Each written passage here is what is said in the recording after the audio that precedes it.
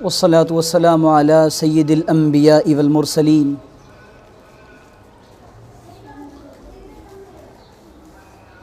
فأعوذ بالله من الشيطان الرجيم بسم الله الرحمن الرحيم قل يا عبادي الذين أسرفوا على أنفسهم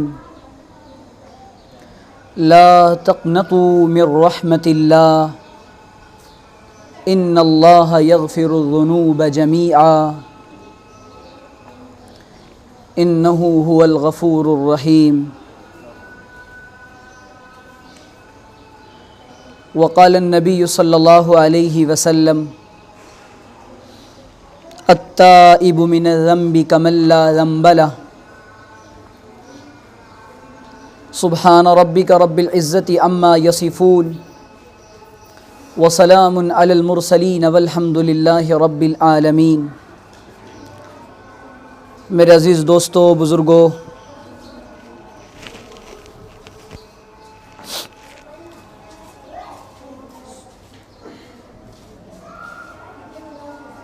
ہر جمعہ کو ماشاءاللہ ہم لوگ جمع ہوتے ہیں، دین کی کچھ باتیں سنتے ہیں۔ کہنے سننے سے بار بار عمل کرنا آسان ہو جاتا ہے۔ اگر کہنا سننا چھوڑ دیں تو عمل کا جذبہ بھی مر جائے گا۔ اگر کہنا سننا چھوڑ دیں تو عمل کا جذبہ بھی ختم ہو جائے گا۔ آدمی کسی بات کو بار بار بولتا ہے، بار بار سنتا ہے تو پھر اس پر عمل بھی کرنے لگ جاتا ہے۔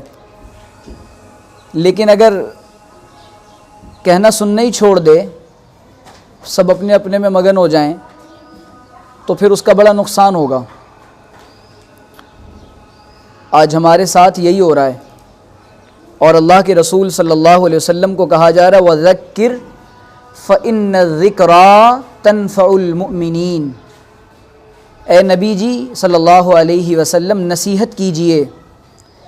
نصیحت کرنا مومنوں کو نفع دیتا ہے۔ پتہ یہ چلا کہ جو نصیحت کی بات ہوتی ہے، ایمان والوں کے دل ان کو قبول کرتے ہیں۔ اگر دل قبول نہیں کر رہا تو ایمان میں کمزوری ہے، یہ سمجھنے کی بات ہے۔ اور مومن کی صفت یہ ہوتی ہے کہ مومن بندہ اچھی باتوں کو قبول بھی کرتا ہے، عقل سے بھی مانتا ہے، عمل سے بھی مانتا ہے، اس کے خلاف نہیں کرتا۔ عقل مند آدمی کو آپ یوں کہہ دیں کہ بھائی سڑک پہ اس راستے سے جاؤ گے، ایکسیڈنٹ کا خطرہ ہے، تو کیا کہے گا؟ میری مرضی ہے، میرا جسم ہے، میری گاڑی ہے، میں اپنی مرضی کا مالک ہوں، مجھے جانے دو، مروں یا جیوں، آپ کو کیا؟ کوئی بھی عقل مند آدمی یوں تو نہیں کہے گا، کہے گا ہاں بھائی بہت شکریہ آپ کا، آپ نے مجھے صحیح بات بتا دی، میری جان بچا لی آپ نے۔ صحیح ہے؟ تو عقل مند انسان صحیح بات کو قبول کرتا ہے، اور بے وقوف آدمی صحیح بات کو اپنی عقل کے گھوڑے دوڑا کر اپنا نقصان کرا لیتا ہے۔ آخرت کے تعلق سے اور آخرت کے معاملے میں بھی یہی بات ہے۔ اللہ تعالیٰ نے مومنوں کو عقل والا کہا ہے، اولو الالباب کہا ہے اللہ تعالیٰ نے۔ جو ایمان نہیں لائے ان کی عقل میں تو شک ہے، لیکن ایمان لانے والوں کے بعد، ایمان لانے والوں کی عقلیں خراب نہیں ہے، دماغ خراب نہیں ہے، دماغ صحیح ہے۔ اسی لیے جنت اور جہنم میں فرق معلوم ہو رہا ہے نا۔ اگر ایمان والوں کی سب سے بڑی صفت اور سب سے بڑی خوبی یہ ہے کہ ایمان والوں کو جنت اور جہنم کا علم ہے اور اس کا یقین ہے اور اسی کے اعتبار سے عمل ہے۔ ایمان والوں کی سب سے بڑی خوبی کیا ہے؟ کہ جنت اور جہنم کے کانسیپٹ کا یقین ہے کہ جنت بھی ہے جہنم بھی ہے، اس کا یقین ہے، اور اسی کے مطابق پھر ایمان والے کی زندگی بھی ہے اور عمل بھی ہے، اور اسی کے مطابق پھر زندگی آسان بھی ہوتی ہے۔ تو بھائی اللہ تعالیٰ نے ہم لوگوں کو دنیا میں بھیجا ہے، ہم لوگ دنیا میں آئے ہیں، بھیجے گئے ہیں۔ کیوں؟ اس لیے کہ عمل صالحا من ذکر او انثی، من عمل صالحا من ذکر او انثی، مردوں کو بھی اور عورتوں کو بھی اس لیے کہ اعمال صالحہ کریں، نیک اعمال کریں، گڈ ہیبٹس کو اور گڈ ڈیڈس کو اپنی زندگی میں لائیں۔ اگر نہیں لا رہے تو پھر ایمان کے تقاضے پر عمل نہیں کر رہے۔ اب دنیا میں انسان آیا ہے تو دو چیزیں اس کے اندر ان بلٹ ہیں، دو سافٹ ویئرس اللہ تعالیٰ نے انسان کے اندر ان بلٹ رکھے ہیں، پہلے سے ہی یہ موجود اپڈیٹ ہیں۔ کیا ہیں؟ گناہ کا مادہ اور نیکی کا خیال اور نیکی کا مادہ۔ گناہ کو بھی جی چاہتا ہے اور نیکی کو بھی جی چاہتا ہے۔ فَأَلْهَمَهَا فُجُورَهَا وَتَقْوَاهَا، اللہ تعالیٰ نے کہا فَأَلْهَمَهَا، ہم نے انسان کے اندر ڈالا ہے گناہ کے مادے کو بھی اور تقویٰ کے مادے کو بھی، گناہ کی کیفیت کو بھی اور نیکی کی کیفیت کو بھی۔ اصل میں انسان کو اللہ تعالیٰ نے خیر اور شر کا مجموعہ بنایا ہے، لیکن انسان چونکہ دنیا میں آزمائش کے لیے بھیجا گیا ہے تو شر اور خیر یہ دونوں کی جنگ چلتی ہے۔ شر خیر پر غالب آنا چاہتی ہے اور خیر شر پر، دونوں کی جب جنگ چل رہی ہے، اب یہاں پر نفس کے گھوڑے پر لگام دینی ہے۔ نفس کا گھوڑا آگے آگے دوڑ رہا ہے کہ میں شر کے ساتھ رہوں، اور یہاں خیر کہہ رہی ہے کہ نہیں انسان اچھا نہیں لگتا کہ تو برائی کو پکڑے اور برائی پر جمع رہے، بلکہ ہونا یہ چاہیے کہ انسان ہے، بندہ ہے، تو بندہ اور انسان ہونے کے ناطے بندگی کا مزاج یہ ہے کہ وہ برائی کو چھوڑ دیتا ہے اور اچھائی کو اپنا لیتا ہے۔ اسی کو تو بندگی کہتے ہیں نا، کہ مان کر زندگی گزاری جائے۔ اگر مان کر زندگی نہیں گزاری جا رہی، خیر کے ساتھ زندگی نہیں گزار رہا، تو بندگی میں شک ہے، پھر بندگی میں شک ہے، پھر بندہ نہیں سمجھ رہا اپنے آپ کو۔ مالک کیوں کہہ دے کہ تیرا کام صبح سے شام تک یہاں بیٹھے رہنا ہے، اب وہ کہ نہیں میں ذرا گارڈن میں پارک میں گھوم کے آتا ہوں، تو مالک تو بڑا خوش ہوگا، کتنا اچھا بندہ ہے۔ اللہ تعالیٰ یوں کہہ رہا ہے گناہ مت کر، لیکن باز نہیں آ رہا، جنگ کر رہا ہے۔ اللہ کہہ رہا ہے کہ یہ کام مت کر، وہی کر رہا ہے۔ تو پھر یہاں پر یہ اس کا مطلب ہے کہ ہمیں بندگی کا احساس ختم ہو چکا ہے۔ جس انسان کو بندگی کا احساس ہوتا ہے وہ تو پھر یہ سمجھتا ہے نا کسی نے بھیجا ہے، کچھ مقصد ہے، کوئی کانسیپٹ ہے، کوئی ایم ہے، کوئی ویژن ہے، یوں ہی نہیں پاگلوں کی طرح زندگی چھوٹے سانڈ کی طرح گزارنی ہے۔ چلو آگے دنیا میں کرنے لگے اپنی من کی، پھر گناہگار بن گئے۔ اب گناہگار بننے کے بعد اللہ تعالیٰ نے پھر بھی اسٹاپ نہیں کیا، بس گناہ ہو گئے اب نہیں معاف کروں گا، ایسا نہیں ہے۔ اللہ تعالیٰ نے دنیا کے اندر بھیجنے کے بعد اللہ کو معلوم ہے کہ شر اور خیر کا مجموعہ ہے، نیکیاں بھی کرے گا، برائیاں بھی کرے گا، غفلتیں بھی کرے گا، عبادتیں بھی کرے گا، شرارتیں بھی کرے گا، ندامتیں بھی کرے گا، اللہ کو معلوم ہے۔ تو اس لیے اب اللہ تعالیٰ گناہ کرنے والے بندوں کو موقع بھی دیتے ہیں۔ انسان ہے نا، بہت گناہ کرے گا، کیوں؟ ابلیس نے کہا تھا اللہ تعالیٰ سے میں جا رہا ہوں، تیرے بندے ہیں ان کو بہکاؤں گا، دائیں سے بائیں سے آگے سے پیچھے سے چاروں سمتوں سے بہکاؤں گا۔ اللہ نے کہا جا، مہلت دے دی۔ اللہ نے کہا جو میرے بندے ہوں گے وہ تیرے چکر میں نہیں آئیں گے۔ تو اللہ کی بخشش، اس کی عطا، اس کی جود و سخا اور اس کی کرم فرمائیوں پر قربان جائیے کہ اللہ تعالیٰ نے اپنے بندوں کو پر اعتماد کرتے ہوئے اور اپنے تعلق کو بتاتے ہوئے کہ میرے بندے بندگی کا احساس نہیں بھولیں گے، اور جب یہ بندگی کا احساس نہیں بھولیں گے تو یہ توبہ بھی کریں گے، اور یہ ایک بار توبہ کریں گے تو میں ان کے سارے گناہوں کو معاف کر دوں گا۔ تو ابلیس کی ساری محنت پانی میں مل جائے گی، ابلیس کی ساری محنت پانی میں مل جائے گی۔ ابلیس کی محنت کو توڑنے کے لیے اور شیطان کی محنت کو ضائع کرنے کے لیے ہونا یہ چاہیے کہ بندہ اپنے آپ کو توبہ والا بنائے، تائبین میں بنائے۔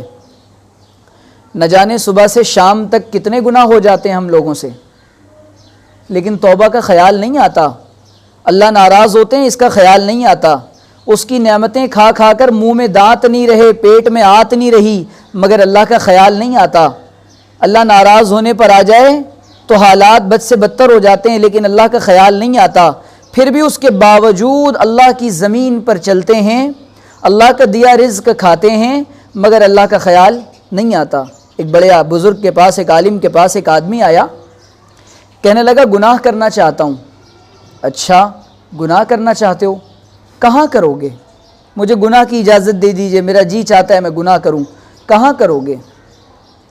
گناہ کرنے کی اجازت دیتا ہوں ایسی جگہ چلے جانا اور ایسی کائنات میں اور ایسی ملکیت میں چلے جانا جہاں اللہ کی زمین نہ ہو، جہاں اللہ کا آسمان نہ ہو، جہاں وہ دیکھنے والی نگاہیں نہ ہو۔ وَهُوَ يَعْلَمُ خَائِنَةَ الْأَعْيُنِ وَمَا تُخْفِي الصُّدُورُ، جو تمہاری آنکھوں کی خیانتیں ہیں اور جو دلوں کے راز ہیں وہ سب دیکھ رہا ہے۔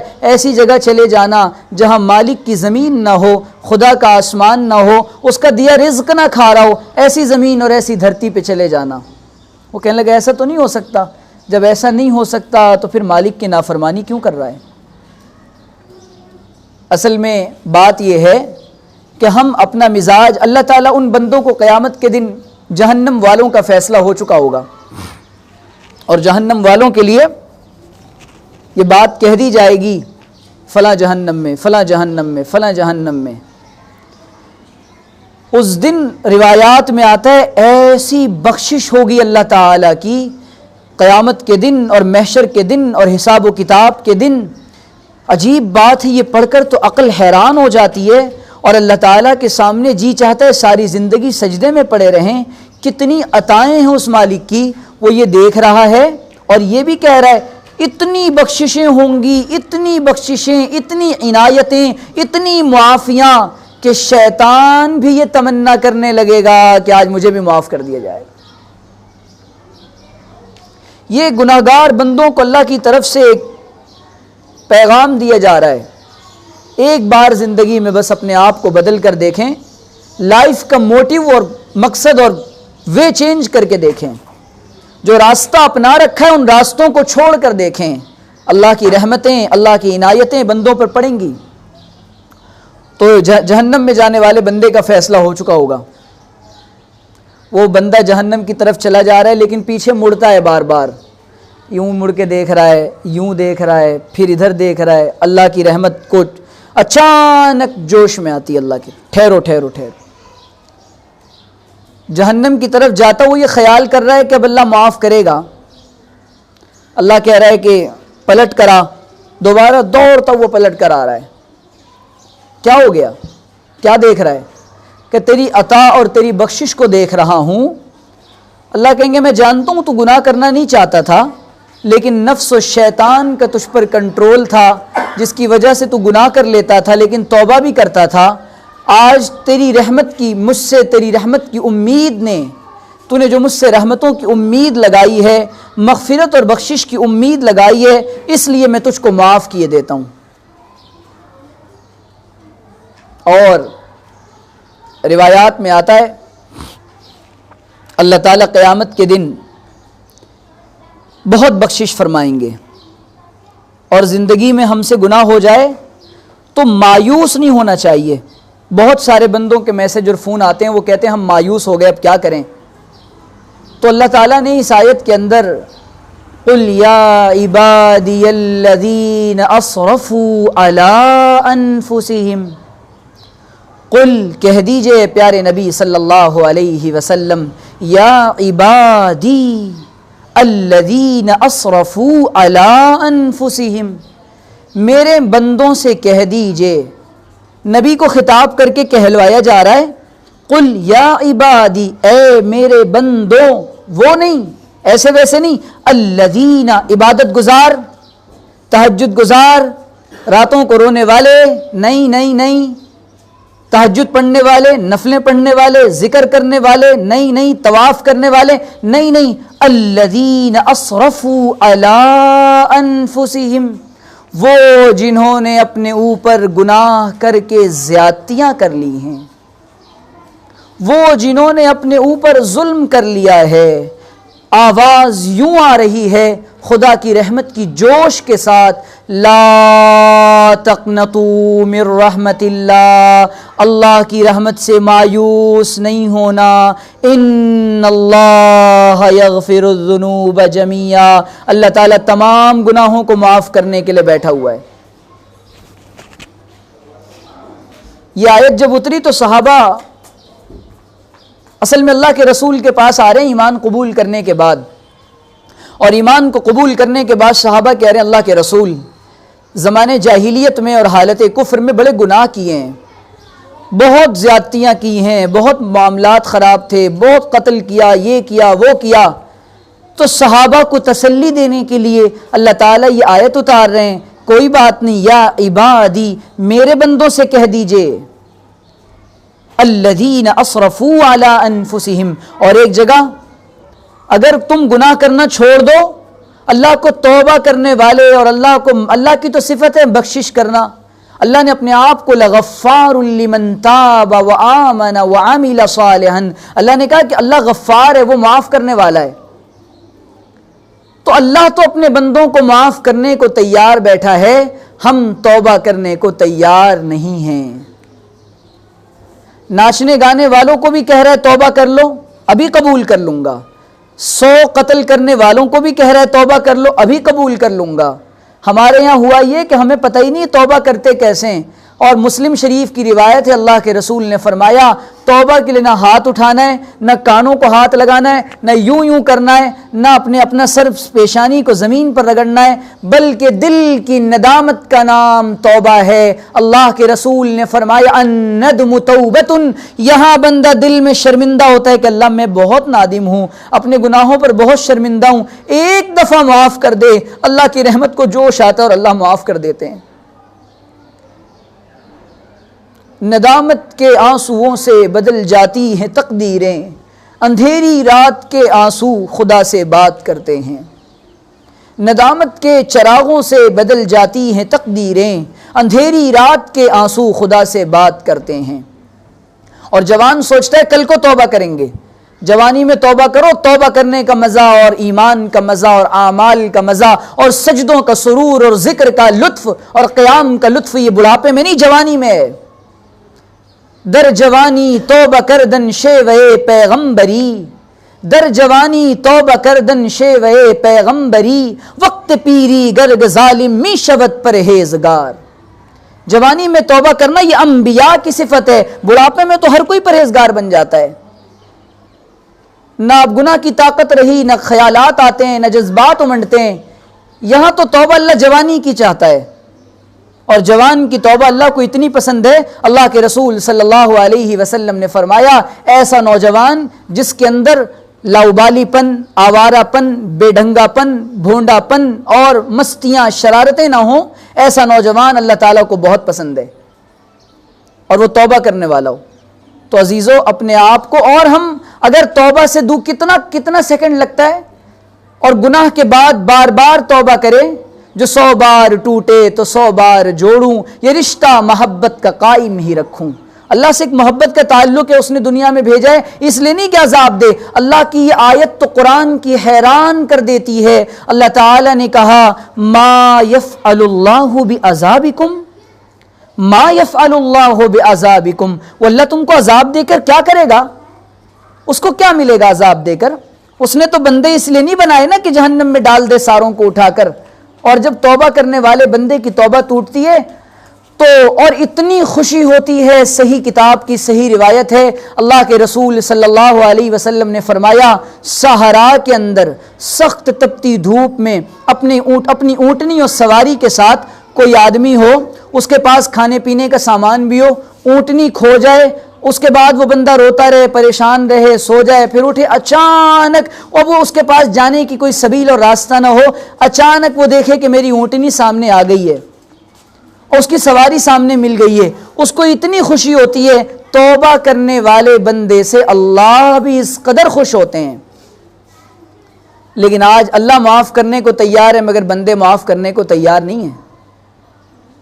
ہم تو سب لوگوں کے عمل کے ٹھیکیدار بن بیٹھے ہیں، سب کی جنتوں کی سرٹیفکیٹ ہمارے پاس ہے، ہر ایک کو جنت اور جہنمی ہونے کے فیصلے ہم نے کر رکھے ہیں، اس کے ظاہری زندگی کو دیکھ کر فتوے ہم نے لگا رکھے ہیں، اور وہ بندہ کب توبہ کر کے نیک بن جائے کچھ پتہ نہیں ہے۔ جب وَمَن يُضْلِلْهُ فَلَا هَادِيَ لَهُ، جب اللہ تعالیٰ کسی کو گمراہ کر دے تو کون ہدایت دے گا، اور جب اللہ ہدایت دے دے تو کون گمراہ کرے گا؟ تو اللہ تعالیٰ کی ہدایت کسی کو بھی مل سکتی ہے، اس پر کسی کی اجارہ داری نہیں۔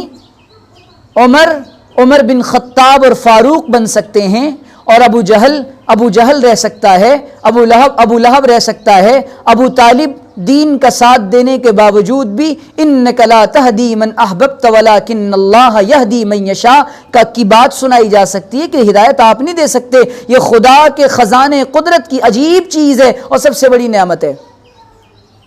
ہم لوگوں کے ساتھ عجیب و غریب معاملہ کر رہے ہیں، فلانا نماز نہیں پڑھتا، فلانا زنا کرتا ہے، فلانا چوری کرتا ہے، وہ اس کا معاملہ اس کے خدا کے ساتھ ہے، جنت جہنم کے ٹھیکیدار نہیں بنے۔ وہ تو اپنے گنہگار بندوں کو بھی بار بار یہ کہہ رہا ہے عبادی الذین اسرفوا علی انفسہم، گناہ کرنے والوں آؤ تو سابقوا الی مغفرۃ من ربکم، اپنے رب کی رحمت اور مغفرت کی طرف دوڑ لگاؤ، جلدی کرو، سبقت کرو۔ وہ رحمت کی امیدیں دلا رہا ہے اور ہم بندوں کو مایوس کر رہے ہیں۔ 900 چوہے کھا کے بلی حج کو چلی، بڑا آیا حاجی بن گیا، بڑا آیا نمازی بن گیا، کل تک تو یہ کرتا تھا، کل تک تو شراب پیتا تھا، اور وہ آ گیا نمازی، وہ بیچارہ نماز پڑھ کے آیا، اس کو آج کوئی محلے کا ایسا آدمی جو نماز نہیں پڑھتا، اب مسجد میں جانے والا ہر آدمی اس کو شک کی نگاہوں سے دیکھ رہا ہے، یہ کہاں سے آ گیا؟ اس کا خدا نہیں ہے، اس کا اللہ نہیں ہے۔ جگر مراد آبادی نے جب توبہ کی تھی شراب سے حضرت تھانوی کی صحبت میں جانے کے بعد، تو جگر مراد آبادی نے کہا تھا جب نمازیں پڑھنے لگ گئے، تہجد ہونے لگ گئی، تو لوگ بڑے حیران جگر کو کیا ہو گیا؟ بڑا شاعر گزرا جگر مراد آبادی ابھی قریب زمانے میں، تو جگر یوں کہہ رہا ہے زبان حال سے، چلو دیکھ آئیں تماشا جگر کا، چلو دیکھ آئیں تماشا جگر کا، سنا ہے وہ کافر مسلمان ہوا ہے، سنا ہے وہ کافر مسلمان ہوا ہے۔ ہم تو ہر آدمی کو اپنے آپ کو جنت کا ٹھیکیدار سمجھ رہے ہیں۔ ہو اپنے دامن کے چاک بھی تو کبھی رفو کر لے، نگاہ عیب گیری سے جو دیکھا اہل عالم کو، کوئی کافر، کوئی فاسق، کوئی زندیق اکبر تھا۔ جب تم نگاہ عیب گیری سے دیکھو گے نا لوگوں کو، یہ ایسا ہے وہ ویسا ہے، اس میں عیب نکالا اس میں عیب نکالا، کوئی دنیا میں پرفیکٹ نہیں ہے بھائی، سب اللہ کے بندے اور گناہگار بندے ہیں۔ نگاہ عیب گیری سے جو دیکھا اہل عالم کو، کوئی کافر، کوئی فاسق، کوئی زندیق اکبر تھا، مگر جب ہو گیا دل احتساب نفس پر مائل، ہوا ثابت کہ ہر فرزند آدم مجھ سے بہتر تھا۔ اپنے آپ کو خطا کار اور اپنے آپ کو سب سے برا سمجھیں، یہ نجات کے لیے کافی ہو جائے گا، اور لوگوں کو حقیر سمجھنا یہ انسان کو ڈبا دے گا، یہ انسان کو ڈبا دے گا۔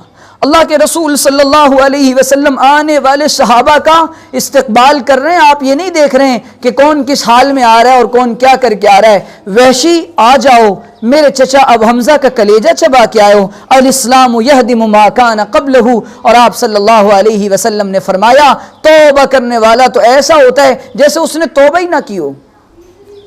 اور اللہ کے سامنے جا کر تو دیکھیں، غالب نے کہا تھا نا، کعبہ کس منہ سے جاؤ گے غالب، شرم تم کو مگر نہیں آتی۔ تو ایک بڑے اللہ والے تھے مولانا محمد احمد پرتاپ گڑھی رحمۃ اللہ علیہ، وہ فرماتے تھے اسی منہ سے کعبہ بھی جائیں گے، شرم کو خاک میں ملائیں گے، روٹھے ہوئے کو منائیں گے۔ ایک دفعہ توبہ کر کے کہتا اللہ میری توبہ ہے، ابھی فوراً رحمت الہی متوجہ ہوتی ہے اور اللہ کا مقام بن جاتا ہے۔ ہم نے سب کے مقام بنا رکھے ہیں، یہ جہنم میں جائے گا، یہ جہنم میں جائے گا، اس کو اللہ بھگا دیں گے، اس کی طرف نبی نظر رحمت نہیں کریں گے۔ ہمیں یہ ٹھیکہ اور یہ اختیار نہیں دیا اللہ تعالیٰ نے۔ اس کی ہر مخلوق قابل رحم ہے، اس کا ہر انسان قابل محبت ہے، اور جو دین سے جتنا زیادہ دور ہے نا، آپ اس کو اتنی محبت دیں، وہ آپ کے اخلاق کی وجہ سے، آپ کی محبت کی وجہ سے اتنا قریب آ جائے گا۔ حضرت فضیل ابن عیاض رحمۃ اللہ علیہ ڈاکو تھے، ڈاکو، یہ نہیں بدلے گا، نا امید ہو گئے۔ طبرانی کی روایت ہے اللہ کے رسول صلی اللہ علیہ وسلم ابو جہل کے دروازے پر تقریباً 2000 مرتبہ گئے۔ اللہ کے رسول نے خیال نہیں کہ ابو جہل نہیں بدلے گا، ہم تو طے کر کے بیٹھے ہیں فلانا نہیں بدلے گا، اس سے تو توقع بیکار ہے، وہ کیا بدلے گا، وہ اس سے تو بس ایسا ہے ویسا ہے، چھوڑ دیا اس کو۔ کبھی اس کے لیے دعائیں کی ہیں، اللہ کے رسول حضرت عمر کے لیے دعا کر رہے ہیں، اے اللہ عمر کو ہدایت عطا فرما۔ ہم دعائیں کیے بغیر اس کے بارے میں فیصلے کر لیتے ہیں۔ تو عزیزو، فضیل ابن عیاض رحمۃ اللہ علیہ ڈاکو تھے، چوری کرنے کے لیے ایک مکان پر گئے، ڈاکہ ڈالنے کے لیے۔ مکان کے اندر سے آیت سنی، الم یأن للذین آمنوا ان تخشع قلوبهم لذکر اللہ وما نزل من الحق الم یأن للذین آمنوا ان تخشع قلوبهم لذکر اللہ، کیا ان لوگوں پر ابھی وہ وقت نہیں آیا جو اللہ پر ایمان لے آئے کہ ان کے دل اللہ کے ذکر سے اور قرآن سے ڈر جائیں؟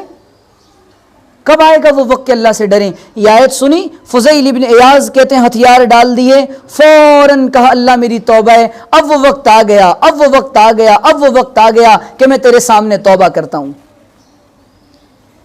بنی اسرائیل میں ضعیف روایت ہے، بنی اسرائیل میں ایک آدمی تھا بہت گناہگار، حضرت موسیٰ کے زمانے میں بہت زیادہ گناہ کر لیا، بہت گناہ کر لیا۔ حضرت موسیٰ سے کہہ رہے جاؤ کہہ دو اللہ مجھے معاف کرے گا۔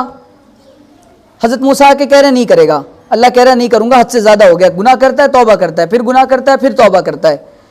اس نے کیا کیا کہ اچھا اب تو کوئی رحمت کی امید نہیں رہی، صحرا میں جا رہا ہوں، خرج الی الصحرا، صحرا کی طرف نکلا، ریگستان کی طرف، لباس بھی بدل دیا، چپل بھی چھوڑ دیا، اب بال بھی عجیب و غریب، حالت بھی عجیب بنا لی، اور ٹوٹا دل لے کر صحرا کی طرف نکل کر جا کر کہہ رہا اللہ اگر آپ نے مجھے معاف نہ کرنے کا ارادہ کر لیا ہے تب بھی کر دیجئے، لیکن ایک بات یاد رکھیے گا، اے اللہ ایک بات کی گزارش کرتا ہوں، آپ ساری انسانیت کے گناہ اور ساری انسانیت کے عذاب مجھ پر ڈال دیجئے اور ان کے بدلے مجھے قبول فرما لیجئے۔ اللہ کی رحمت کو جوش آیا، تو بڑا آیا سخی بننے کے لیے، میرے بندوں کے گناہ اپنے اوپر لینے کے لیے۔ اللہ نے دل میں بات ڈالی کہ ہم نے تیری اس دعا کے بدلے تجھ کو معاف کر دیا ہے۔ تو اللہ تو چھوٹی چھوٹی باتوں پر اور اللہ الفاظ پر معاف کرنے کے لیے تیار ہیں۔ ہم بھی توبہ کریں اور کسی گناہ گار بندے کو نہ حقیر سمجھیں، اس کا کیا مقام ہے، اس کی کیا کیفیت ہے اللہ جانتا ہے۔ آپ تو انسان کو حکم یہ ہے کہ لوگوں کے ساتھ اکرام اور بھلائی کا معاملہ کریں، اپنی نگاہوں سے کسی کے عمل کو، کسی کے ظاہری حالت کو دیکھ کر حقیر نہ سمجھیں۔ اللہ تعالیٰ سے دعا ہے اللہ تعالیٰ سمجھنے کی، عمل کرنے کی توفیق عطا فرمائے۔ وآخر دعوانا ان الحمد للہ رب العالمین۔ جن لوگوں نے سنت نہ پڑھی ہو وہ سنت پڑھ لیں۔